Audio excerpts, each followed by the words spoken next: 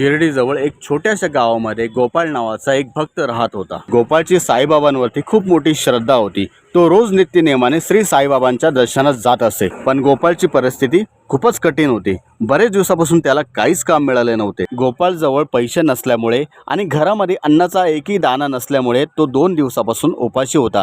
त्याने अन्नाचा एकही कण खाल्लेला नव्हता। एके दिवशी गोपाळ उपाशीपोटीच द्वारकेमायेत गेला आणि बाबाच्या चरणी बसून रडायला लागला। बाबा, माझ्या घरी अन्नाचा एकही कण नाही। माझ्या परिवारावरती उपासमारीची वेळ आली। बाबा, काहीतरी मार्ग दाखवा। बाबा, तुम्ही काहीतरी मार्ग दाखवा। साईबाबाने गोपाळकडे प्रेमाने पाहिले आणि म्हणाले, अल्लाह सबका भला करेगा, चिंता करू नकोस।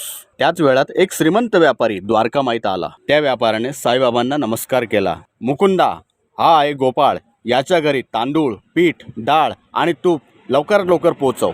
त्या व्यापाऱ्याने बाबाची आज्ञा पाळली। काही वेळातच गोपाळच्या घरी भरपूर अन्नधान्य पोहोचवले। आता बाबांच्या कृपेने गोपाळच्या कुटुंबावरती उपासमारीची वेळ टळाली होती। या गोष्टीनंतर गोपाळ साईबाबांजवळ आला आणि बाबांना म्हणाला, बाबा, माझे साईबाबा, आज तुमच्यामुळे माझ्या परिवारावरती जी वेळ आली होती, जो प्रसंग आला होता उपासमारीचा, तो टळाला। गोपाळकडे साईबाबांनी पाहिले आणि हसत म्हणाले, जो माझ्यावरती खरी श्रद्धा, सबुरी आणि विश्वास ठेवतो, मी त्याला कधीच उपाशी ठेवत नाही। तर मित्रांनो, साईबाबाच्या कथेतून आपल्याला तात्पर्य काय मिळते? जर साईबाबांवरती आपण खरी श्रद्धा, सबुरी ठेवली तर योग्य त्यावेळी साईबाबा आपल्या भक्तांची नक्कीच मदत करतात। मित्रांनो, साईबाबाची कथा ही तुम्हाला कशी वाटली मला कमेंट करून नक्कीच कळवा। मित्रांनो, माझं नाव आहे किरण सूर्यवंशी। माझ्या यूट्यूब चॅनलवरती जर तुम्ही नवीन असाल तर माझ्या यूट्यूब चॅनलला सबस्क्राईब करा आणि FB पेजवर जाऊन फॉलो करा।